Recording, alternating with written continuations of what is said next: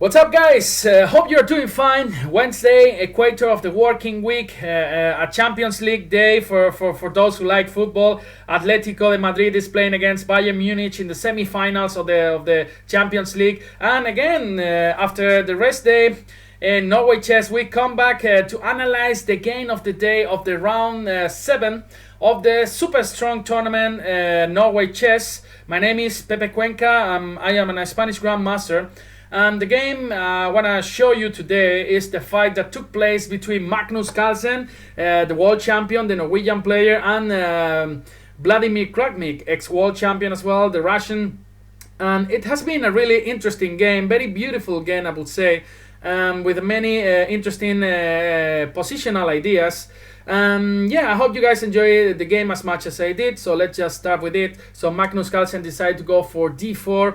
Kramnik replies with d5, c4, e6, knight c3, pretty normal stuff until here. And now the other day we saw that Fabiano Caruana went for bishop e7 here, and after c takes d5, e takes d5, bishop f4, c6, e3, bishop f5. We were checking this game from the US Championships where g4 was played, and it was actually a really interesting game.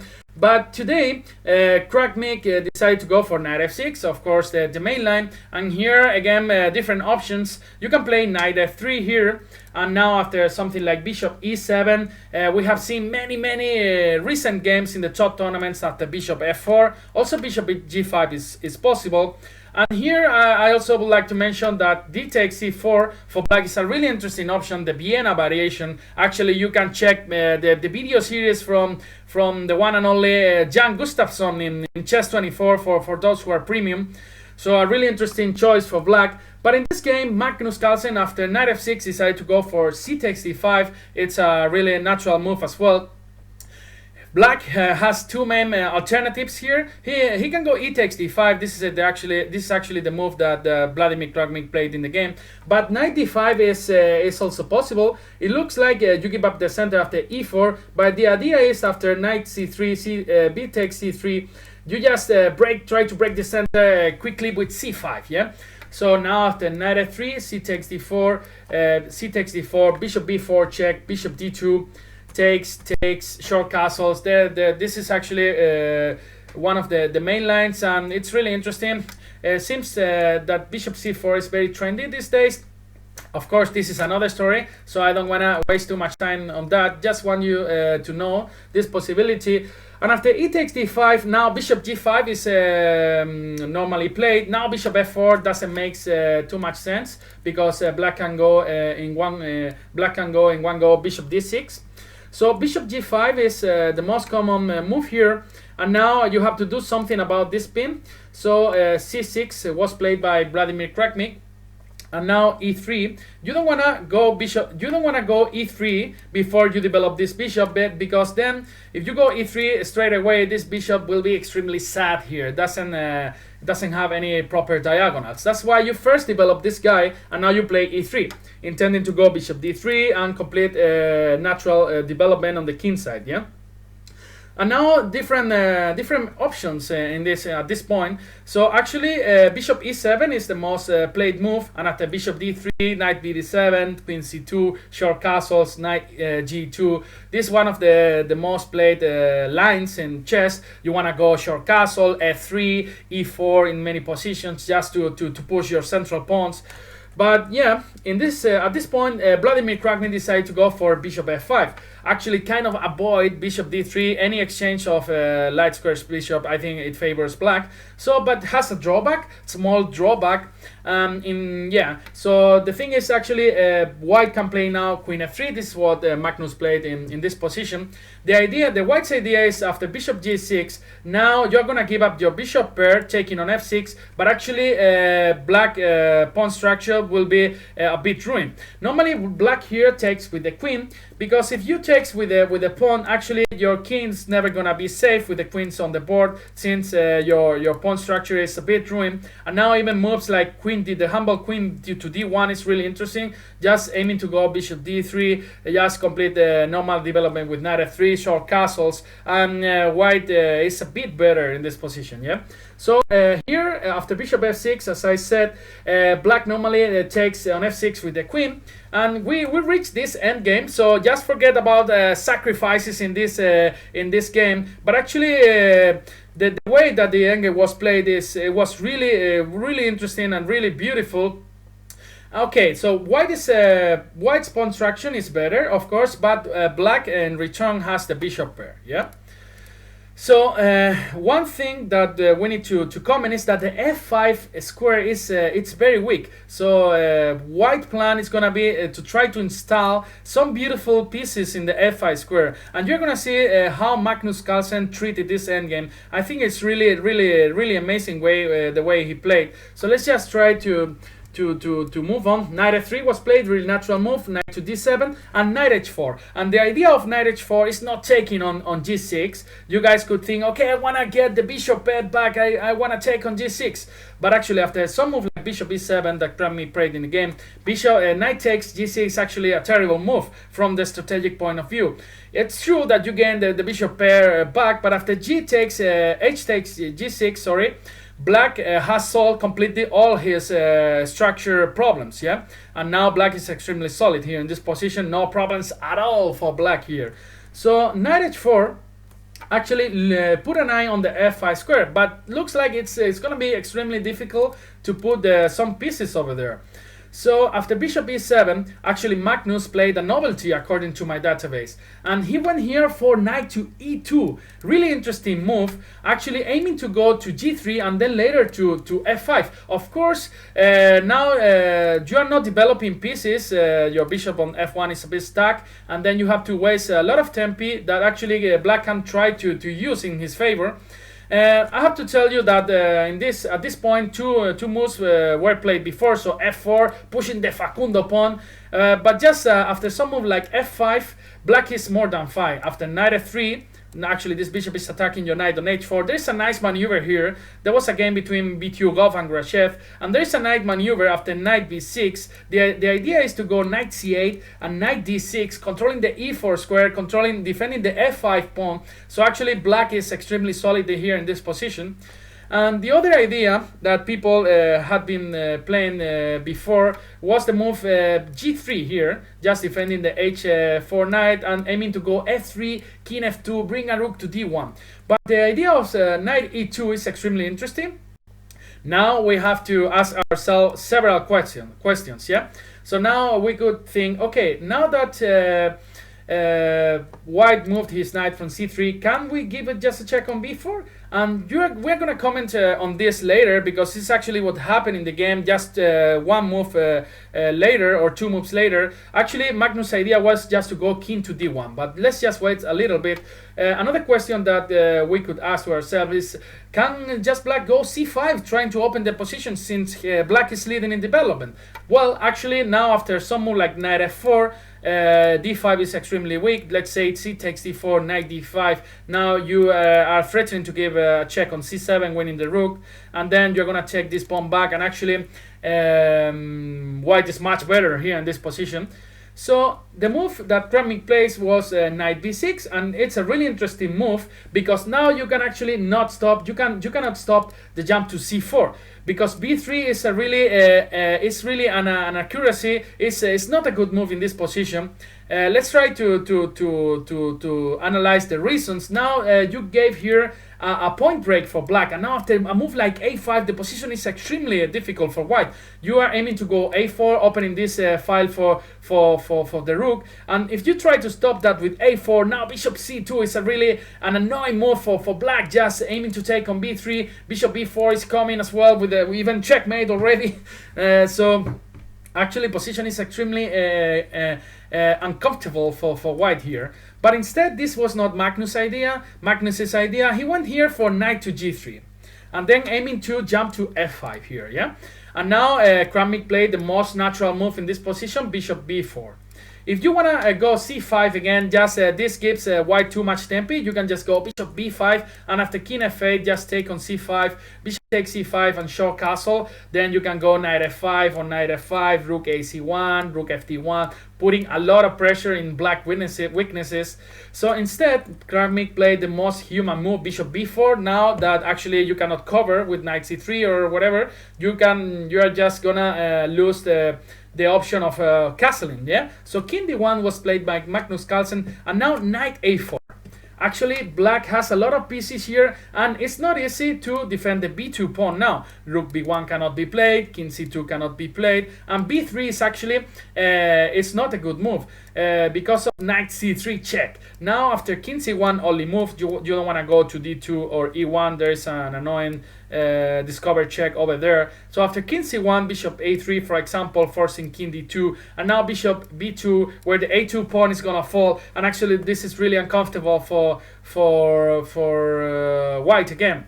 That's why after knight a4, Magnus's idea was not trying to defend the b2 pawn. He just went for knight g to f5. Really interesting move, cutting all the action from this bishop. Any exchange here is just a terrible for black now. Because you don't have the bishop pair anymore, and then yeah, so the white's pawn structure is much better. The key is actually that black cannot take on b2. If you take on b2 here, let's say knight b2, now king c2, and now you have two squares to jump to with your steed. Yeah, you have a4 or c4. If you play just knight a4, king b3, boom, right, and then actually black has almost to resign, not to resign, still have the move bishop to c3, but after rook c1, at least you are gonna get two pieces for the rook. Yeah, so this is actually much better for white. And after, let's say, b5, rook takes c3, right? So, and after knight c4, the idea is just to take on c4, dictate c4, and now rook h b1, and now you're gonna be able to enter in b7 with bad consequences for black. Here after a5, you can always go a3. That's why you bring this rook and not the other one, because after a5 you can play a3 since your rook on a1 is supporting the a3 push. Yeah, so that's why in this position actually Kramnik decided to go for king to d7. He's accepting that now he cannot take on b2, and maybe if you cannot take on b2, maybe it's not a good idea to waste a tempo with knight a4, right? Now just rook b1 is possible. The bishop is not looking at the b1 square anymore, and now after king e6, putting some pressure on the f5 knight, just bishop d3, normal development, and now this is so harmonious for white. Yeah, the way Magnus developed all his pieces. Now you would just can go king e2, then maybe kick some pieces back from the queen side, just maybe g4, knight g2, regrouping your knight to f4, h4, and actually this is more or less what happened in the game. Let's just try to check. Of course, black has to react somehow because his structure is much worse. Yeah. So this is what Vladimir Kramnik tried. He went for rook h c8, trying to go for some c5 breaks later. Magnus just very calmly, he went for king to e2. The thing is actually that black cannot react already with c5. c5 you can just take on you can just play a3 first, sorry, and after bishop a5 there are gonna be some problems related with b4. After d takes c5, let's say knight takes c5, there is already a nice sequence for white that probably you guys already saw. Knight to d5 check, and after king to this knight to d4 check, and after king d7 just take on g6, h takes g6, and now b4 winning the piece. Yeah, so that's why in this position it was not possible to break on c5. That's why Vladimir Kramnik went for bishop f8. Now maybe he wants to go c5, and there are no troubles related with this bishop going to a5 later. Yeah, Magnus went for g4, another really good move. Just the idea is to support well enough the knight, and then you can just regroup your knight to f4 via g2. Yeah.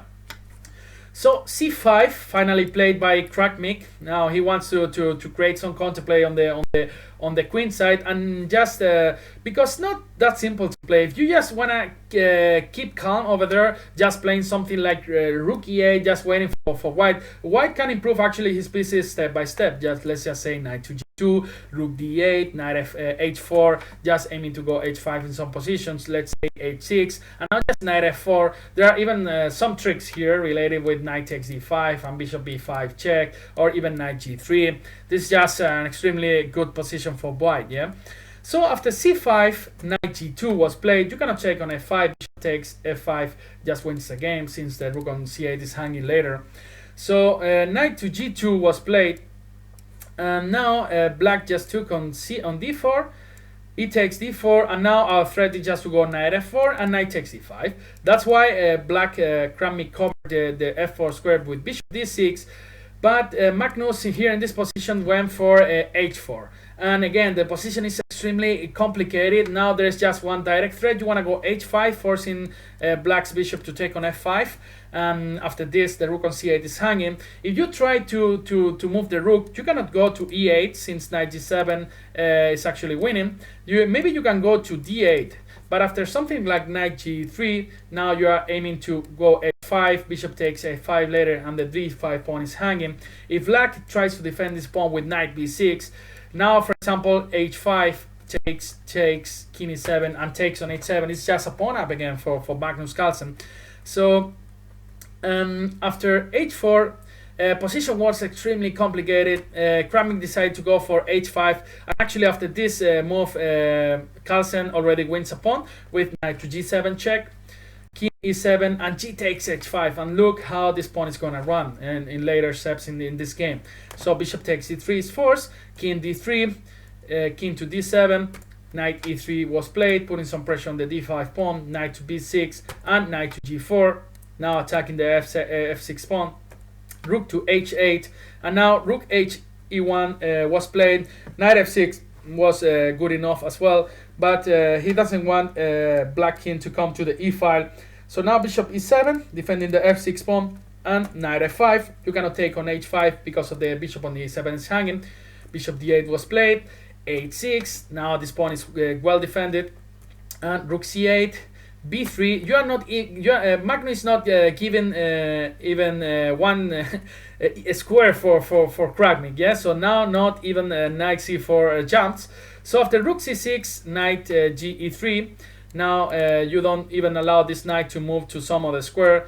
Bishop c7 was played. Rook bc1. It's always a good idea to exchange some pieces when you are material up. Actually, the game is almost decided, but it's always good to see how Magnus never gives any chance to his opponents. Yeah. So rook c1, bishop f4. Now rook c5 was played, and now you want to take on d5. Sorry, in this arrow is not possible. You want to take on d5. That's why king e6 was played, and now knight to g7 check, king d6, knight to g4. You cannot take the h6 pawns in any case. After bishop h6, you can just take, and boom! Knight f5, winning the rook and winning the game on the spot. So that's why after knight g4, Kramnik went for knight d7, defending f6, kicking this rook back, and rook c2. Magnus's plan is now just go to rook e2 and rook e8, for example. So yeah, Kramnik was kind of desperate here in this position. It's easy to understand. f5, knight f5, king e6, again knight g7, king d6, and rook e2. And next move is gonna be rook e8. Yeah. So king c6 was played, rook e8, and now actually black is forced to take on e8.